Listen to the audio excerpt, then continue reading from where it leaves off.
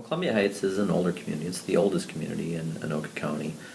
We border northeast Minneapolis, and so we are a first-ring suburb that has some of the challenges that some first-ring suburbs do.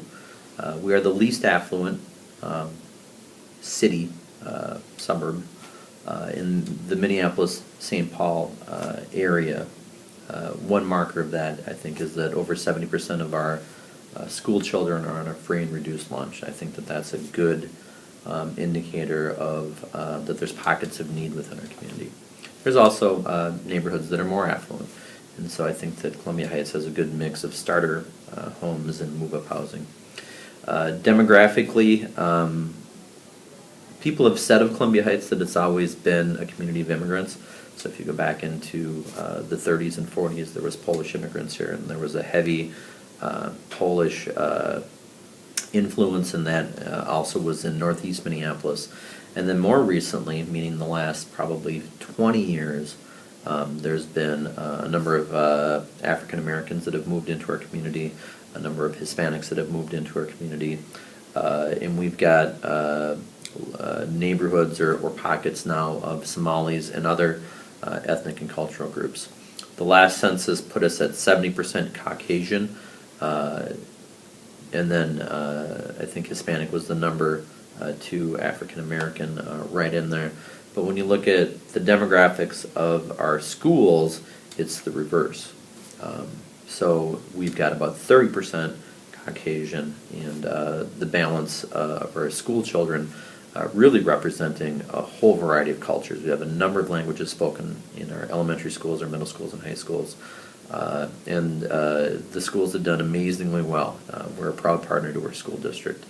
They're full of really creative and energetic professionals that are having some great results in our community. So demographically, I think that you're seeing a couple of things. I think that you're seeing that year by year we're becoming a more diverse community, and year by year we're kind of gentrifying, so that a lot of our older community are now moving into senior assisted or moving into different areas where we have younger families that are returning to Columbia Heights. And because it's a great and welcoming community and an affordable community, we end up having a fair number of immigrants and other cultural groups that are now calling Columbia Heights their home. I think that as a police department, we have to recognize that we have a number of different citizen groups in our city, and we really want to be able to be in a position to serve all of them. And so beneath that, we've got is there good communication? Is there an understanding of what the police department does? Because let's talk about, as an example, the Hispanic congregation that you've spoken of. Some of that congregation have come from countries where the police are corrupt, or they're perhaps an arm of the military, and there's really no differentiation there. And so for us in American policing, where we have the Constitution that we have to uphold, and where we're a service to our community, protectors as well, but really we've got that more service mentality.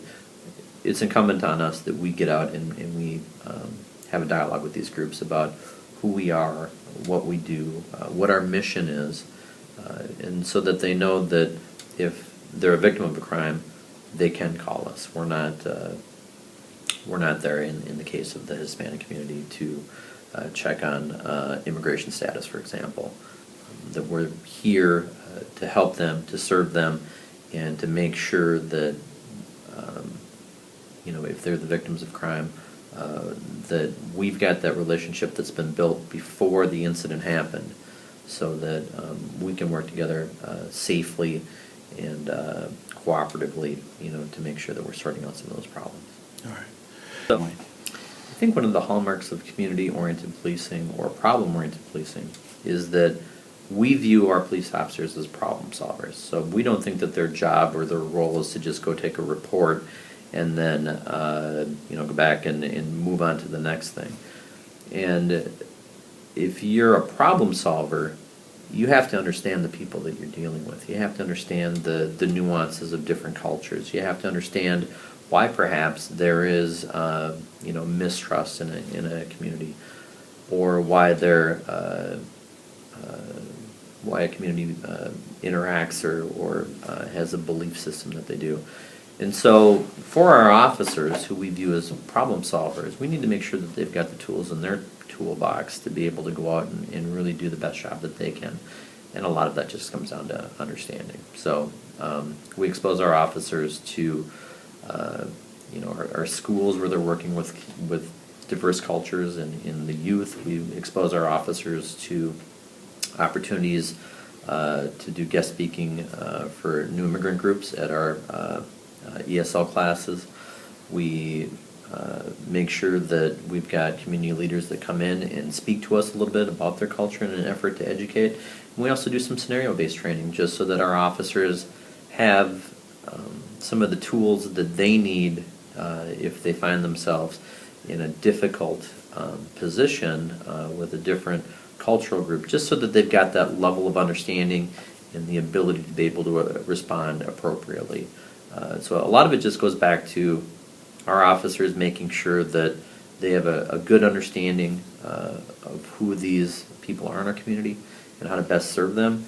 And they're not relying on biases or stereotypes or incomplete information that would inhibit them from being able to make the decisions that they would need to make in some of those situations. Okay.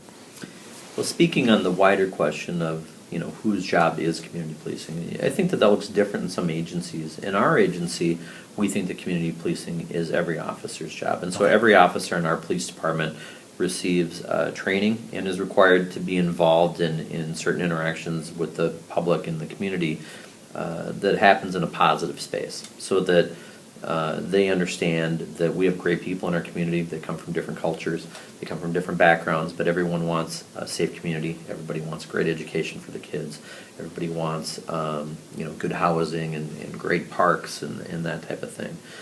But when we do see an officer that seems to be struggling with some sort of an issue, whether it's an anger issue, whether it's they seem to be having difficulty getting along with a particular cultural group, or if we see that their enforcement actions seem to be centered on a particular neighborhood or on a particular group of people, that is an opportunity for us to take action.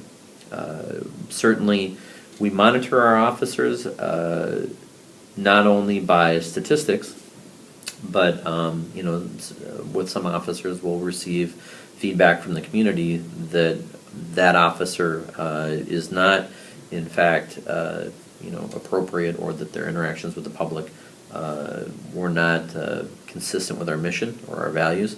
And one of the tools that we've recently employed is body cameras. And so with every officer that we have on the street, they all have body cameras, both to protect themselves from allegations, to collect evidence of crimes as well, but also to make sure that if we do get a complaint on an officer that they've somehow acted inappropriately or in a way that is not consistent with our mission or with our values, that we have the opportunity to then go back and see if there's a pattern of behavior where that officer can be retrained or made aware of. Sometimes in our interactions with the public in a law enforcement type of a setting, they may have developed a particular habit. Let's say that they're more forceful in an interaction than they needed to be. Having that video really allows us the opportunity to see exactly what happened, and then offer whatever type of remediation would have been necessary in that circumstance. So, in addition to the cultural competency training, in addition to the roll call training, in addition to diversifying our workforce, which is another important aspect of all of that, so that they're able to go to break and work with people who are from different cultures. I think all of those things working together end up giving us a better, more rounded officer that hopefully is going to have the tools that they need to be more successful in the jobs that they do. Great. And actually you answered both questions in the same response, because my next question was going to be, well, what do you do to coach people back into the fold or back in line? And you addressed that very well. So. Well, and I think that in an effort to bring officers up to a level of education in an effort to bring them to the point where they can be the most effective. It's kind of a journey with no finite destination. We're always going to be working with people and trying to train people that come into our workforce to just be more and more competent. We don't work in a static environment, so our cultures and our community change. Our officers need to continue to look at what skills they need to be effective in our community, and whether it's de-escalation techniques, whether it's cultural competency, that training has to be ongoing so that we are being as effective in our community and with all of the people in our community as we could be. Well, with our coin, first of all, we have our mission statement on the back. And our mission statement isn't just something that we did in a 2 or 3 hour session after somebody read a book. We were very intentional in making sure that our mission statement reflected who we were as an agency. And it talks about active partnerships with the community to protect life and property, innovatively solve problems, and then enhance the safety and quality of life in our communities.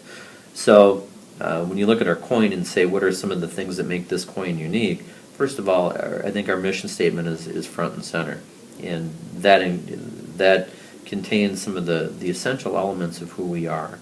It talks about the need to interact with the community. It talks about the need to innovatively problem solve and understand that every situation is unique, and sometimes we have to not just deal with the problem that is at hand or on the surface, but we need to kind of dig down a little bit and see, what are some of the root causes that are causing this behavior, so that we can then work with community in a way to remediate some of those problems. We also have on the back of this coin our core values, which are committed, helpful, professional, and dedicated. And I could certainly talk about these core values for quite a while, but every officer in our police department understands what our core values are, where we draw our authority from, what our mandates are, and some of them I think are probably standard to law enforcement, but I'll just select helpful as being one of them. One of our core values is helpfulness, that we see our role in policing as people that are in the community with a mandate to help others. And so certainly law enforcement is a good amount of what we do, but most of our calls for service aren't really necessarily law enforcement related.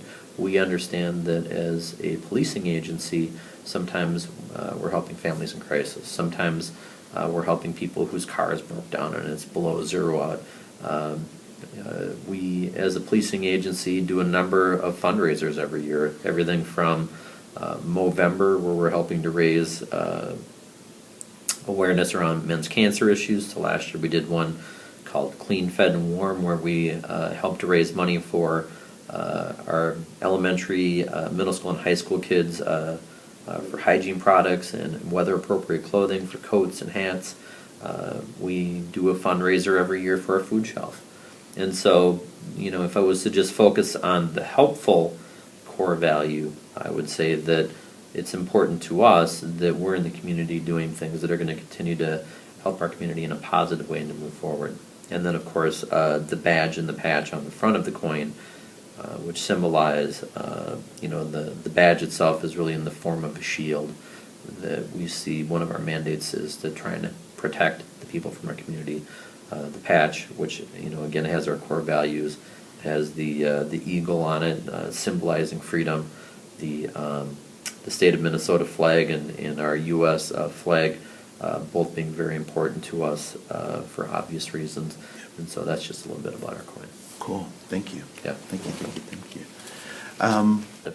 I think that community policing is the correct principle in policing, and and the different eras of policing, if you will. You had a political era, you had a professional policing era, then the community policing era, and then the model kind of drifted after 9/11 to intelligence-based policing and towards more of a zero-tolerance-based policing.